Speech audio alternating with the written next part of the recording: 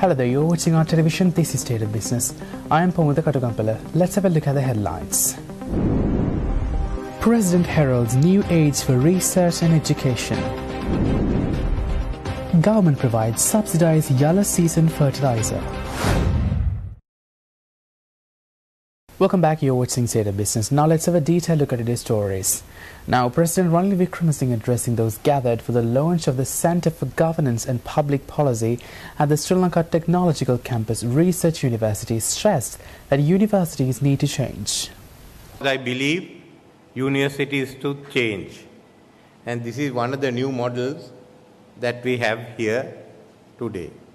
The SLTC is one of the newer entries into the universities of Sri Lanka, but it has had a record of being involved in the telecom sector. Now we are branching out, and the university became a research university this year. And now you are opening a School of Humanities, Arts and Social Sciences, which is good. A balanced education is needed in the technology sectors, and today you have the Center for Governance and Public Policy. I want to tell you that we need research universities in Sri Lanka. And as far as the government is concerned, we will help research even in non-government universities. So if you come up with a plan, we will see that we can give you some funding. We are broke, but we are not that broke that we can't give you some money. Speaking further, President Wickremesinghe highlighted the pivotal role played by education and research in driving economic development. This was a good occasion also to say, I listened to Dr. Howard Nicholas, who says this crisis is opportunity. It's not only for export economy, it's also for higher education, research and technology. Because that's the one that's going to drive our export economy. A new economy that we build. A new economy that will be based on our capacity for renewable energy, for green hydrogen, for logistics, for new tourisms, for all the technology, digitalization and the technologies that are involved, and for manufacturing. That manufacturing, if you have to succeed, has to be based on automation and semi-automation. There's no other way that we can beat the numbers of paid labor in South Asia, whether it be in India or in Bangladesh or in Myanmar. During his speech, President Wickremesinghe discussed how the new University of Government and Public Policy will benefit students and institutions. The President also touched on plans to allow the entry of more non-government and non-UGC universities. We are now taking steps to start the University of Government and Public Policy. That will be in at the postgraduate level. So graduate degrees, undergraduate degrees are required, and I hope this university, I think the Sri Jawadanapura University also has similar departments, are welcomed. For they plus other members will then be able to get the benefit of the University for Government and Public Policy, the Institute of Public Policy, which Howard started, Kadirigama Institute of International Relations will be amongst them. The J.R. Jawadana Center will be transformed into the J.R. Jawadana Center for Parliamentary Politics. It will be a range for the education and information of parliamentarians and members of the provincial council. So there's a number of those institutes, and two new institutes where we will start. One is the Institute of Economics and Trade, and other will be the Institute of Women and Gender. So they'll all come in for the making of public policy and the research into public policy in Sri Lanka. Parallel to that, we'll also start the climate change university, which we hope will be a regional or international university with a number of foreign stakeholders. So we ourselves are expanding the sector of non-government universities, non-UGC universities, in addition to state universities or state-sponsored universities which are outside the UGC, we hope to see that there will be also universities which are not government. Some would be not for profit, other would be for profit, but that's how universities operate, and we'll have to think of new laws to regulate these institutions.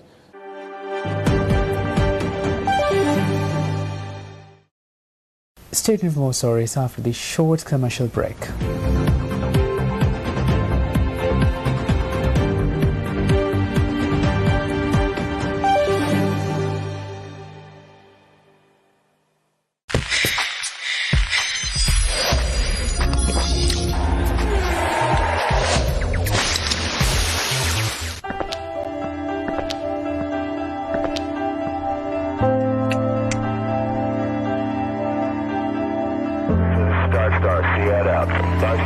IWS Aviation.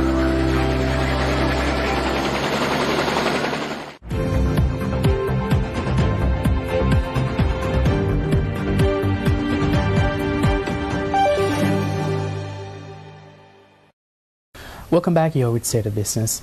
Now, Minister of Agriculture Mahinda Amaraveera, during a recent discussion on agriculture issues, announced plans to provide Madapora or TSP fertilizer for farmers.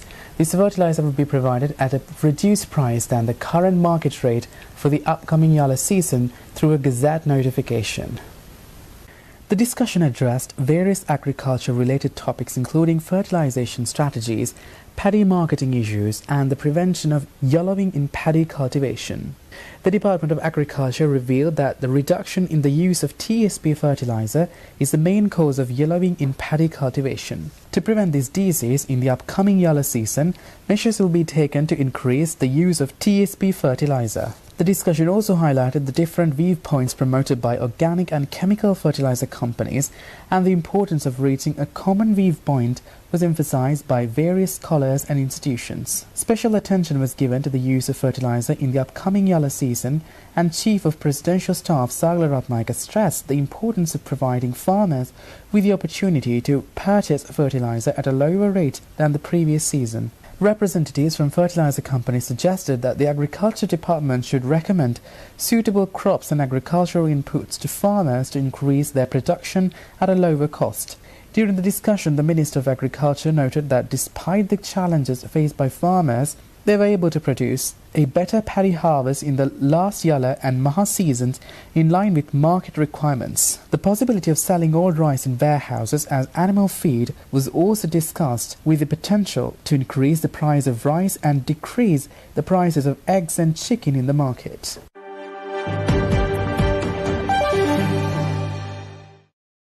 Meanwhile, the Construction Industry Revitalization Committee recently convened under Senior Advisor to President on National Security and Chief of Presidential Staff Sagala Ratnayaka.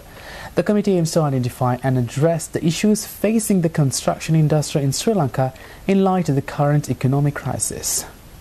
During the meeting, the Senior Advisor to the President on National Security emphasized the need to systematically address the problems facing the construction industry and to revive it. To this end, it was proposed to establish an executive committee under the Construction Revival Committee. The committee will be composed of representatives from the Office of the President, Ministry of Finance, Urban Development Authority, Sri Lanka Institute of Development Administration, Department of Irrigation, Water Supply and Drainage Board, and Ministry of Transport and Highways. It will also include stakeholders from the private sector.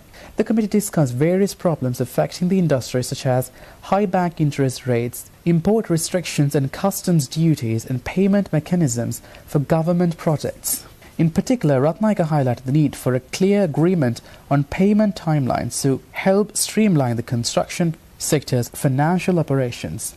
Representatives from the private sector in the construction industry also presented their concerns, and heads of relevant line agencies attended the meeting. Overall, the Construction Industry Revitalization Committee's efforts are seen as a positive step towards addressing the issues facing the construction industry in Sri Lanka and reviving it during the economic crisis.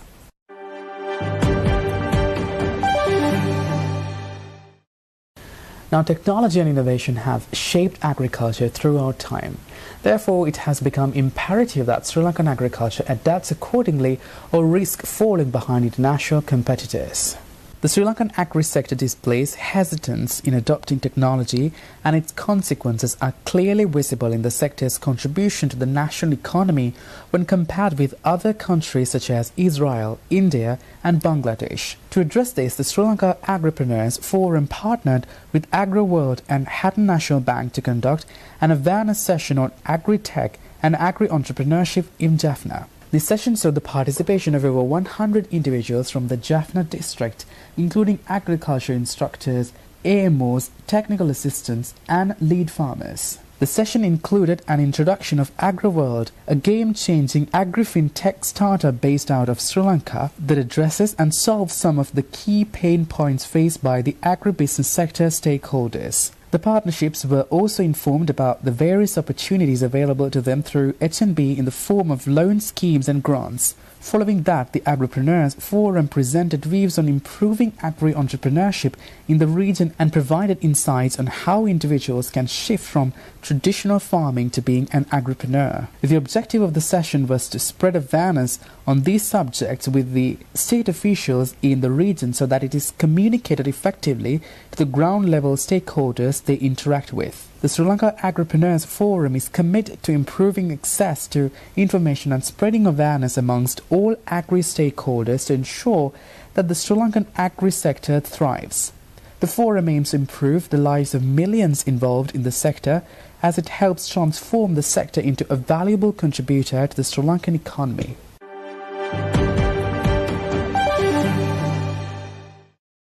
Stay tuned for the stock update.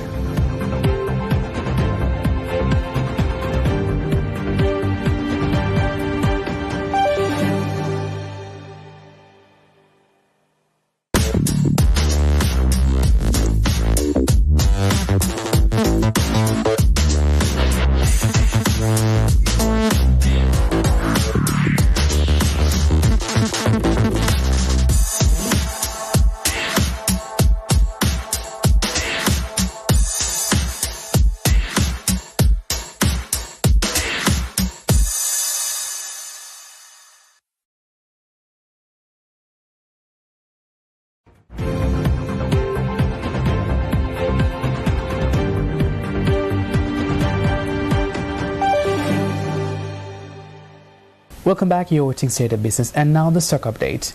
Trading at Colombo Stock Exchange ended on positive notes today.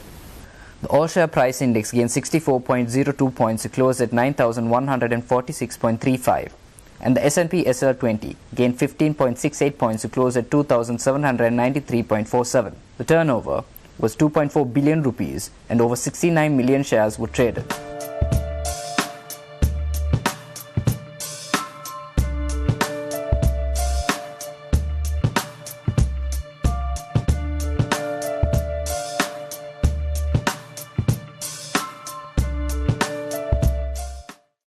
And that's all our news for today. For this and more, subscribe to our channel on YouTube and follow us on Facebook.